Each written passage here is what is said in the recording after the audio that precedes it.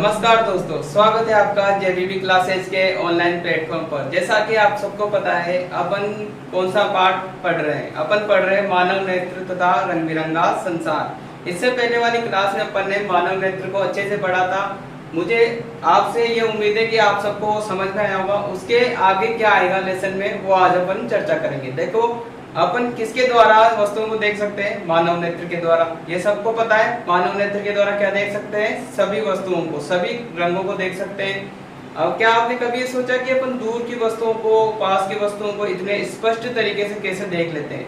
हमारी आंखों में ऑटो फोकस की जो प्रक्रिया होती है, इसको क्या कहते हैं? ऑटो फोकस समझते हो? जैसे कि कैमरे के आगे लेंस को घुमाकर फोकस किया जाता है। क्या अपनी आंखों के आगे भी वैसे के लेंस है? क्या नहीं है। फिर भी अपनी आंखें जिस वस्तु को अपन देखते हैं उसको फोकस कर लेती है, ठीक है, चाहे वो दूर की हो चाहे पास की हो। कभी गौर से देखना, जब अपन पास की वस्तुओं को अच्छे से स्पष्ट से देखते हैं तो उसके आसपास की वस्तुएं अपन को ब्लर ब्लर दिखती है, क्योंकि अपना सारा फोकस किस पर होता है? जिस वस्तु को अपन देख रहे हैं। यही प्रक्रिया दूर की वस्तुओं के लिए होती है। जब अपन किसी दूर की वस्तु को देखते हैं तो जिस वस्तु को अपन नहीं देख रहे होते हैं वो अपन को ब्लर ब्लर से दिखती है, मतलब थोड़ी धुंधली दिखती है। तो इसका मतलब क्या हुआ? अपन किस वस्तु पर फोकस कर रहे हैं? जिसको अपन देखना चाहते हैं। तो अभिनेत्र लेंस की ये जो प्रक्रिया होती है फोकस करने की, जिस वस्तु को अपन देख रहे हैं उसको फोकस करने की, उसको स्पष्ट देखने की, इस प्रक्रिया को बोलते हैं नेत्र की समंजन क्षमता। समंजन क्षमता क्या होती है? देखो, अपन ने नेत्र की संरचना पढ़ी, उसमें एक अभिनेत्र लेंस भी पढ़ा। अभिनेत्र लेंस क्या होता है? पेशीय संरचना होती है, रेशेदार पेशियों होती है, पारदर्शी, उससे बना होता है। अब उसकी प्रकृति कैसी होती है? वो कभी मोटा हो जाता है, कभी पतला हो जाता है। क्यों होता है? क्योंकि दूर और पास की वस्तुओं को अपन को देखना होता है। जब दूर की वस्तुओं को अपन फोकस करते हैं, यानी कि दूर की वस्तुओं को स्पष्ट देखने की कोशिश करते हैं, तो अभिनेत्र लेंस पतला हो जाता है। पास की वस्तुओं को देखने की कोशिश करते हैं तो अभिनेत्र लेंस कैसा हो जाता है? मोटा हो जाता है। मतलब अभिनेत्र लेंस कभी मोटा कभी पतला, ये अपनी फोकस दूरी को या तो बढ़ाएगा या घटाएगा। तो ये फोकस दूरी को बढ़ाना या घटाना क्या कहलाता है? समंजन क्षमता कहलाता है। क्या कहलाता है? समंजन क्षमता। देखो, समंजन क्षमता क्या होती है? अभिनेत्र लेंस की वह क्षमता जिसके कारण वह अपनी फोकस दूरी को समायोजित कर लेता है, क्या कहलाती है? समंजन क्षमता कहलाती है। देखो, जो एक उत्तल लेंस होता है, जो अपन पढ़ते हैं ना लेंस, पिछले चैप्टर में अपन ने पढ़े, उनकी क्या होती है? फिक्स फोकस दूरी होती है कि प्रतिबिंब फोकस दूरी पर बनेगा तो फोकस दूरी वही रहेगी। लेकिन जो अपने नेत्र का अभिनेत्र लेंस है, उसकी फोकस दूरी कम ज्यादा कर लेता है। वो उस कम ज्यादा फोकस दूरी को करना क्या कहलाता है? लेंस की समंजन क्षमता कहलाती है। देखो, एक बार फिर से रिवाइज करते हैं। समंजन क्षमता क्या होती है? अभिनेत्र लेंस की वह क्षमता जिसके कारण अपनी फोकस दूरी को समायोजित कर लेता है, क्या कहलाती है? लेंस की समंजन क्षमता। आखिरकार अभिनेत्र लेंस को समंजन क्षमता की जरूरत ही क्यों पड़ी? अभी मैंने बताया कि अपनी आंखों को दूर की वस्तुएं भी देखनी होती है और पास की वस्तुएं भी देखनी होती है, तो इसको अपनी फोकस दूरी को कम ज्यादा करने की आवश्यकता होती है। और चूंकि ये कम ज्यादा भी कर लेता है, किसके कारण करता है? इसके पास कौन सी क्षमता है? समंजन क्षमता है। अब अपन ये सोचें कि क्या अपन सारी वस्तुओं को देख सकते हैं? जैसे अपनी आंखों के जस्ट पास वाली वस्तुओं को देख सकते हैं क्या?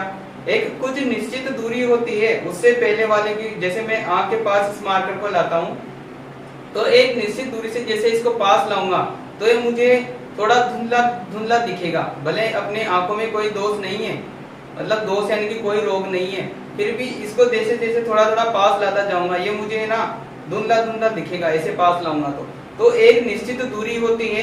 वैसे ही दूर की भी एक निश्चित दूरी होती है कि उससे दूर अपन को नहीं दिखेगा, ठीक है। तो उन दूरियों के बारे में अब चर्चा करते हैं। देखो, एक जो सामान्य पुरुष होता है जिसकी आंखों में कोई रोग नहीं है, किसी भी प्रकार का कोई दोष नहीं है, ठीक है ना, तो वह मतलब वो कहाँ तक देख सकता है, ठीक है ना, उसकी दृष्टि परास क्या है? देखो, एक होती है निकट की दृष्टि परास, एक होती है दूर की दृष्टि परास। मतलब वो कितने निकट तक तो देख सकता है और कितनी दूर तक देख सकता है। अब आप कुछ कोई भी छोटी सी वस्तु ले लो, जैसे पेन ले लो, पेंसिल ले लो, यहाँ रखो, यहाँ से आपको स्पष्ट दिखेगी, फिर धीरे धीरे पास लाओ, एक दूरी ऐसी आएगी कि पेंसिल उस दूरी के बाद से आपको धुंधली धुंधली या फिर दो दो दिखने लगेगी। ऐसा क्यों होता है? ऐसा क्यों होता है? क्योंकि अपने अभिनेत्र लेंस की जो क्षमता होती है उसकी भी एक लिमिट होती है। देखो सामान्य व्यक्तियों के लिए वो लिमिट कितनी है, 25 सेंटीमीटर। कितनी है, 25 सेंटीमीटर।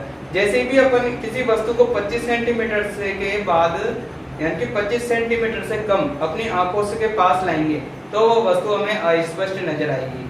कैसी आएगी, अस्पष्ट नजर। तो वह दूरी, वह न्यूनतम दूरी जहां से अपन को वस्तु स्पष्ट नजर आती है वह क्या कहलाती है, निकटतम दूरी कहलाती है। और यह बिंदु क्या कहलाता है, निकट बिंदु कहलाता है। क्या कहलाता है, निकट बिंदु। देखो निकट बिंदु क्या होता है, वह न्यूनतम दूरी जहां से वस्तु को स्पष्ट देख सकते हैं निकट बिंदु कहलाता है। और सामान्य व्यक्तियों के लिए न्यूनतम दूरी कितनी होती है, 25 सेंटीमीटर। इसका क्या मतलब हुआ कि जो सामान्य व्यक्ति है, कौन, जिसके मतलब किसी भी नेत्र में किसी भी प्रकार का रोग नहीं है, किसी भी प्रकार का कोई दोष नहीं है, वो 25 सेंटीमीटर तक वस्तु को स्पष्ट देख सकता है। अगर 25 सेंटीमीटर से उस दूरी को कम कर देंगे ऐसे, यानी कि इस मार्कर को मैं 25 सेंटीमीटर से पास में ले आऊंगा तो मुझे ये अस्पष्ट नजर आएगा। ये सबके साथ होता है, आप खुद ट्राई करें बैठे बैठे, ठीक है ना। तो कितनी होती है न्यूनतम दूरी, 25 सेंटीमीटर। इसी प्रकार जो दूर तक वस्तुएं देख सकते हैं उसे बोलते हैं दूर बिंदु, ठीक है ना। अपन कितनी दूर तक स्पष्ट देख सकते हैं, जहां तक स्पष्ट देख सकते हैं वो कहलाता है दूर बिंदु। देखो दूर बिंदु की परिभाषा, वह अधिकतम मतलब जितनी अधिक हो सके, अधिकतम दूरी जहां तक वस्तु को स्पष्ट देख सकते हैं दूर बिंदु कहलाता है। और सामान्य व्यक्ति के लिए दूर बिंदु कहाँ होता है, अनंत पर। मतलब अगर आपकी आंख में कोई भी रोग, कोई भी दोष नहीं है तो आप अनंत तक स्पष्ट देख सकते हैं। अगर आपको अनंत तक स्पष्ट दिखाई नहीं दे रहा, इसका मतलब आपकी आंख में कोई ना कोई दोष है, ठीक है ना। तो सामान्य व्यक्ति के लिए दूर बिंदु कहाँ होता है, अनंत पर होता है। मतलब वो अनंत तक स्पष्ट देख सकता है, ठीक है। अब क्या होता है, जो अभिनेत्र लेंस है एक तरह से मानव अंग है। और जैसे जैसे इंसान की यानी कि अपनी आयु बढ़ती जाती है, अब इनकी ये भी किससे बना होता है, मानव नेत्र। कल अपन ने पढ़ा था किससे बना होता है, मांसपेशियों से बना होता है। अब मांसपेशियां जीवन भर काम करेगी तो थकेगी सही धीरे धीरे। तो वैसे ही जैसे जैसे आयु बढ़ती है तो अपना जो अभिनेत्र लेंस होता है वो दूधिया हो जाता है। कैसा हो जाता है, दूधिया, पारदर्शी नहीं रहता, थोड़ा दूधिया हो जाता है या फिर धुंधला हो जाता है, ठीक है ना। और इस धुंधलेपन के कारण मांसपेशियों का जो ये है मतलब समंजन क्षमता अभिनेत्र लेंस की वो कम हो जाती है और व्यक्ति को स्पष्ट नजर नहीं आता, मतलब उसको धुंधला धुंधला दिखने लग जाता है, ठीक है ना। चाहे पास की वस्तु है चाहे दूर की वस्तु, उसको धुंधला धुंधला नजर आता है। इस रोग को कहते हैं मोतियाबिंद। क्या कहते हैं, मोतियाबिंद। जैसा अपन अपने आसपास देखते हैं, कोई बुजुर्ग महिला है या कोई बुजुर्ग आदमी है, ठीक है ना, वो अपनी आंखों का ऑपरेशन करवाते हैं, फिर काला काला चश्मा पहनते हैं। वो क्यों पहनते हैं, क्यों, क्योंकि उनको मोतियाबिंद हो जाता है और वो उनके लेंस की सफाई करवाते हैं। क्योंकि जैसे जैसे उम्र बढ़ती है ना इंसान की, तो अभिनेत्र लेंस कैसा हो जाता है, धुंधला हो जाता है, ठीक है ना। तो उसकी सफाई करवाना बहुत जरूरी होता है। और अगर सफाई नहीं करवाएंगे तो या तो हमारी जो दृष्टि शक्ति है, मतलब जो देखने की शक्ति है, या तो उसमें कमी आ जाएगी, अपन को सब कुछ अस्पष्ट नजर आएगा यानी कि धुंधला नजर आएगा। और कभी कभी ऐसा होता है कि अपनी आंखें भी जा सकती है। आंखें जाना मतलब कुछ भी नजर नहीं आना, अंधेरा छा जाना, मतलब अंधे हो जाना, ठीक है ना। इसलिए मोतियाबिंद एक ऐसा रोग है जिसका समय रहता है अगर इलाज नहीं करवाएंगे ना तो अंधे हो जाते हैं, ठीक है ना। तो मोतियाबिंद किसे कहते हैं, उम्र बढ़ने के साथ साथ अभिनेत्र लेंस धुंधला हो जाता है या दूधिया हो जाता है, जिसके कारण व्यक्ति को अस्पष्ट नजर आता है, इसे कहते हैं मोतियाबिंद। देखो मोतियाबिंद, अधिक आयु होने पर लेंस कैसा हो जाता है, दूधिया या धुंधला हो जाता है। इस स्थिति को कहते हैं मोतियाबिंद। नेत्र की दृष्टि में कमी आ जाएगी या पूर्ण रूप से दृष्टि क्षय हो जाती है, मतलब अपनी देखने की क्षमता ही खत्म हो जाती है। मोतियाबिंद को शल्य चिकित्सा द्वारा सही किया जा सकता है। शल्य चिकित्सा जानते हो ना, सर्जरी करके मोतियाबिंद का इलाज संभव है, लेकिन एक निश्चित समय तक। अगर बहुत दिनों तक आप मोतियाबिंद से ग्रसित है फिर भी आपने कोई इलाज नहीं करवाया तो आपकी दृष्टि जा सकती है। तो आई होप आपको ये समझ में आया होगा। देखो यहाँ से कोई बड़ा क्वेश्चन नहीं बनता, यहाँ से एक एक नंबर के क्वेश्चन आने के चांसेस होते हैं। तो मुझे उम्मीद है कि आपको ये समझ में आया होगा, आगे भी इसी तरह समझ में आता रहेगा। आप बने रहिए हमारे साथ जेबीटी क्लासेज के साथ, उम्मीद है। ठीक है, धन्यवाद।